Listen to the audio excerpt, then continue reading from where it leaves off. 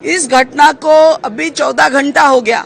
दिन भर हम लोग इधर बैठे हैं, लेकिन जिनके क्षेत्र में ये घटना घटा, जो मंत्री है उस विभाग के, जिनका दायित्व बनता है आके लड़की को देखे इंसान होने के नाते, वो अभी तक यहाँ नहीं आए। अगर हो सके तो उसको एयरलिफ्ट करा जाए, बॉम्बे बर्न्स इंस्टीट्यूट हो या फिर दिल्ली एम्स हो, या चाहिए तो सिंगापुर या बाहर भी आप ले सकते हैं, लेकिन लड़की का जीवन बचना चाहिए। देखो, दुखद घटना घटी है नीमापड़ा में। जो प्रदेश के उप मुख्यमंत्री है, डेप्यूटी चीफ मिनिस्टर, वो महिला शिशु विकास मंत्री भी है, प्रभाती परिड़ा, उन्हीं के चुनाव क्षेत्र की घटना है। एक 16 साल की लड़की अपने सहेली को किताब देने जाती है और उसको 3 लोग उसके ऊपर अत्याचार करते हैं। क्या उसके ऊपर कुकर्म किए अभी हमको पता नहीं, लेकिन उसके शरीर को जला दिए, मारने की कोशिश किए। इस घटना को अभी 14 घंटा हो गया। दिन भर हम लोग इधर बैठे हैं, लेकिन जिनके क्षेत्र में ये घटना घटा, जो मंत्री है उस विभाग के, जिनका दायित्व बनता है आके लड़की को देखे इंसान होने के नाते, वो अभी तक यहाँ नहीं आए। तो हम डेलीगेशन भेज रहे हैं जो उनको बुला के लाएगा। उनका जो कॉन्स्टिट्यूशनल रिस्पॉन्सिबिलिटी है, संवैधानिक दायित्व है, जो मंत्री होने के नाते, निर्वाचन मंडली के नेता होने के नाते लोग उनको वोट दिए हैं और सरकार में वो हैं, उनका दायित्व बनता है इस लड़की का चिकित्सा का दायित्व ले। अगर हो सके तो उसको एयरलिफ्ट करा जाए, बॉम्बे बर्न्स इंस्टीट्यूट हो या फिर दिल्ली एम्स हो, या चाहिए तो सिंगापुर या बाहर भी आप ले सकते हैं, लेकिन लड़की का जीवन बचना चाहिए, ये हमारा दाबी है।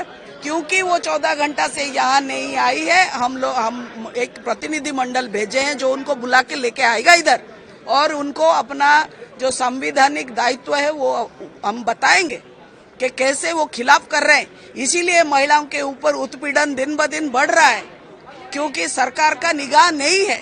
सरकार महिला और लड़कियों को अनदेखा कर रहा है। और भी सुनने को आ रहा है, जो 3 लोग ये घटना घटाए, वो तीनों लोग को सुरक्षा वो बीजेपी के हैं और यही लोग उनको सुरक्षा दे रहे हैं। अगर ये बात सच निकला तो ये बहुत भयंकर है। और आप जान सकते हैं कि जो आज सबसे ज्यादा महिलाओं के ऊपर उत्पीड़न उड़ीसा में हो रहा है, उसके पीछे खुद बीजेपी का ही हाथ है। वो बालेश्वर एफएम कॉलेज की जो बच्ची की बात गई नहीं, फिर आज सुबह एक दर्दनाक घटना घटी है। वो पूरी जिला नीमापड़ा की बल्लंग गांव की वो बच्ची थी, माइनर बच्ची थी। उसको कुछ लोगों ने उठा के उसके साथ पता नहीं क्या किए और उसके बाद उसके ऊपर पेट्रोल या किरोसिन डाल के उसको जला दिए हैं। वो घटना बहुत दर्दनाक है। बच्ची को एम्स में भर्ती किया गया है। अभी जो बुलेटिन आया है, लड़की की स्थिति बहुत संकटापन्न है।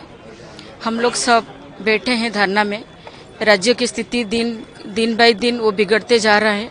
लॉ एंड ऑर्डर सिचुएशन पूरा बिगड़ा हुआ है और ये घटना राज्यवासी को फिर सदमा में डाल दिया है, क्योंकि यहाँ जो सरकार चल रहा है या नहीं चल रहा है पता नहीं चल रहा है। यहाँ टोटल अराजकता हो गया है।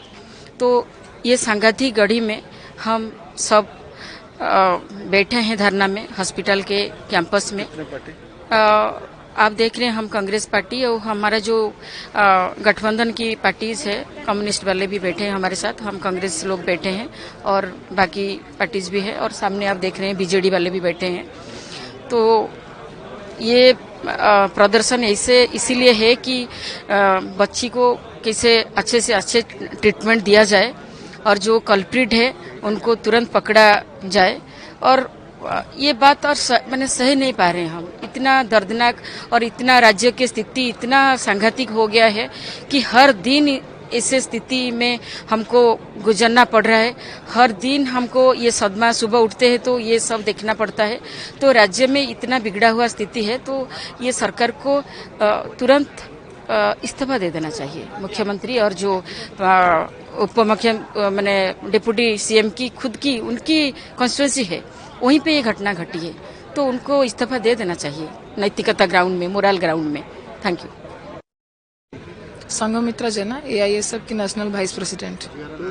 बताइए, एक तो आज इन लोग आप लोग क्यों धरना पर बैठे हैं और क्या क्यों, मतलब डिमांड क्या है? डिमांड यही है कि ओडिशा अभी नर्क बन गया है लड़कियों के लिए, महिलाओं के लिए। हर दिन 15 बलात्कार रजिस्टर होते हैं, लेकिन बहुत से ऐसे केसेस हैं जो रजिस्टर भी नहीं होते हैं। मालकानगिरी से लेकर के मयूरभंज तक जो ट्राइबल एरिया है, जो दलित एरिया है, वहाँ पर ऐसे केसेस रजिस्टर भी नहीं होते हैं। न जाने कितने लड़कियों की दम घुट जाती है। ये सिस्टम, ये गवर्नमेंट खुद गला दबा के उनको मार देती है और वो चीज़ सामने भी नहीं आती है। एफएम कॉलेज में जो इंसिडेंट हुआ, वो आग अभी तक थमा ही नहीं था कि निमापड़ा में वो इंसिडेंट हुआ, जो बलंगा, पूरी डिस्ट्रिक्ट के बलंगा में। ये कहीं ना कहीं इस चीज़ को साबित करता है कि गवर्नमेंट जो डबल इंजन सरकार की बात करके आई थी, वो डबल स्पीड से लड़कियों को मौत के घाट उतार रही है। लड़कियां घर पे सुरक्षित नहीं है, ना वो स्कूल कॉलेज में सुरक्षित है, ना ही वो बाहर सुरक्षित है। अगर दोपहर को सुबह ही लड़कियों को उठा के लेके जा रहे हैं, उनको बेहोश करके फिर पेट्रोल या किरोसिन डाल के जलाया जा रहा है, तो गवर्नमेंट क्या कर रही है? ओडिशा में अभी जिस तरीके का माहौल बना है, जो हम यूपी, बिहार और मणिपुर में देख रहे थे बीजेपी के शासन वाले राज्य में, अभी ओडिशा में 13 महीने के अंदर ये 24 साल का जो बीजेडी गवर्नमेंट था, उसका जो रिकॉर्ड था उसको भी ये लोग तोड़ दिए हैं। तो अभी इस सरकार का क्या मायने है? ये लोगों के टैक्स पैसा से सरकार चलता है। लोगों को सुरक्षा दे पाए, लड़कियों को सुरक्षा दे पाए, उनकी हिफाजत के लिए सरकार है। लॉ एंड ऑर्डर अगर लोगों को प्रोटेक्ट नहीं कर पा रही है, तो ये किसके लिए है? सारे पुलिस स्टेशन में ताला लगाया जाए, फिर कोर्ट कचहरी की कोई जरूरत भी नहीं है, गवर्नमेंट भी ना रहे, सब इस्तीफा देके चले जाए, ये बस हमारा डिमांड है। अभी किसी मंत्री का इस्तीफा हमको नहीं चाहिए, ये दान करना वो हमको अभी अगर वो देंगे भी नहीं चाहिए। हम पूरा चाहते हैं कि ये बीजेपी गवर्नमेंट ही चला जाए, मुख्यमंत्री खुद इस्तीफा दे दे, क्योंकि इनका 1% नैतिकता नहीं बनता है उस गद्दी पे बैठने का। क्योंकि इतने सेंसिटिव चीजों के ऊपर ये लोग पॉलिटिक्स जिस तरीके से करते हैं, इनके पास मानविकता ही नहीं है।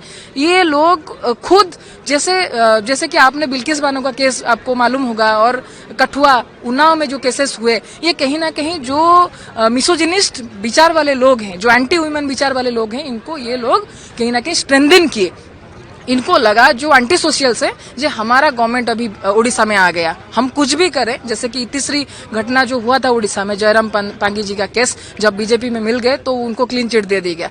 उसी तरीके से सभी ऐसे जो लोग हैं, जो ऐसी मानसिकता के लोग हैं, उनको साहस बीजेपी दे रहा है कि तुम लोग जो चाहे दिन दहाड़े करो लड़कियों के साथ, हमारा गवर्नमेंट आपके साथ है। आप कितने पार्टी बैठे हुए? यहाँ पे जो इंडिया ब्लॉक के तमाम जो लेफ्ट पार्टीज हैं, including Congress, CPI, CPM, CPI ML, अपना फॉरवर्ड ब्लॉक, ऐसे तमाम पार्टी बैठे हुए हैं यही डिमांड को लेकर के कि लड़कियां सुरक्षित रहेंगी, जीवित रहेंगी, या फिर माँ के पेट के अंदर ही वो रहेंगी। सरकार ये क्या बताना चाहती है क्लियर करे, और ये सरकार इस्तीफा देके चला जाए। मुख्यमंत्री तो आप एक तो शक्ति ऐप लॉन्च किए हैं, जिसमें महिलाओं लोग की सुरक्षा के लिए दी जा रही है स्टेप के बारे में स्कूल कॉलेज में। जी, बेटी बचा बेटी पढ़ाओ भी मोदी जी ने बहुत सुंदर नारा दिया था। 70 से 80% फंड जो है उनका मुखड़ा दिखाने में ही खर्च हो गया। निर्भया फंड का क्या हुआ? अभी ये सिर्फ एक जुमला है, एक लॉलीपॉप है, जो कि अभी माहौल पूरे उड़ीसा में बना है। ये किसी पार्टी का नहीं है। कॉमन लोग से किसी से भी पूछिए आप, वो लोग पूछेंगे कि आप अगर अपने ही ऑर्गेनाइजेशन एबीवीपी के लीडर को न्याय नहीं दे पाए, वो खुद को आग लगा के उसने जला दिया, मार दिया, तो आपने उसका गला घोट करके जला करके आपने ही मारा। तो ये साधारण लोग जो है वो क्वेश्चन कर रहे हैं। तो ये फिर से ये एक ऐसा ही इंसिडेंट हुआ। तो कहीं ना कहीं गवर्नमेंट के ऊपर अभी सभी लोग इतने नाराज हैं, इतना क्षुब्ध हैं। ये लोग, कोई भी नहीं चाहता कि ये गवर्नमेंट रहे। अगर अभी इलेक्शन होगा उड़ीसा में, तो बीजेपी धराशायी होकर पराजय स्वीकार करेगा। आज तो एक तो माइनॉरिटी लड़की को भी हुआ, पहले तो एबीवीपी का लड़की थी। लड़की तो लड़की है, इस वजह से उसके साथ ये हुआ। कौन से कम्युनिटी से बिलोंग करता है, ये सेकंड चीज आता है। ये तो सबका साथ सबका विकास ही है। फिर कि कोई एक कम्युनिटी से क्यों हो कोई जले, दूसरे कम्युनिटी से भी जले, तो बैलेंस कर रहा है ये सिस्टम, ये गवर्नमेंट। सबका साथ सबका विकास ही हो रहा है, लेकिन विकास नहीं, विनाश का जो स्लोगन है उनका। और उन्होंने जो बेटी बचाओ वाला जो स्लोगन दिया था, उसमें एक लाइन उन्होंने ओमिट कर दिया था कि बीजेपी के गवर्नमेंट से बेटी को बचाओ। ये चीज उन्होंने ओमिट किया था, जो अभी लोग समझ रहे हैं इसको। आपका थोड़ा परिचय दीजिए। Mahendra Pareda, CPIML liberation state committee member.